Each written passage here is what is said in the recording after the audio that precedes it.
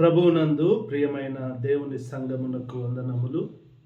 సామెతల గ్రంథము 23వ అధ్యాయం 6వ వచనములో, ఎదుటి వాని మేలు ఓర్చలేని వానితో కలిసి భోజనము చేయకము, వాని రుచిగల పదార్థములను ఆశించకము, అటివాడు తినుము త్రాగుము అని చెప్పుచునే ఆంతర్యములో లెక్కలు కట్టుకునేవాడు.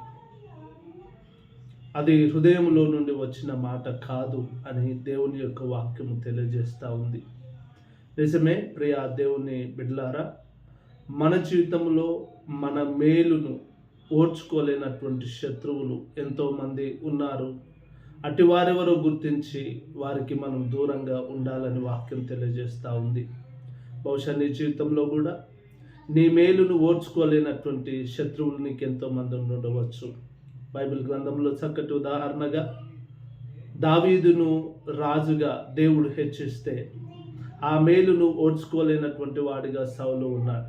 కానీ వారిద్దరి అంతమును గమనిస్తే దావీదు గొప్ప సాక్ష్యముతో దేవుని బిడ్డగా తన ఈ లోకయాత్రను ముగించుకున్నాడు.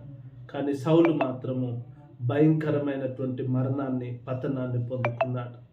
నిజమే, నీ జీవితంలో నీ మేలు ఓర్చుకోలేని శత్రువులు ఎవరైతే ఉన్నారో వారి అంతం కూడా అదే విధంగా ఉంటుంది. కానీ నువ్వు మాత్రం దావీదులాగా దేవుని కొరకు జీవించు.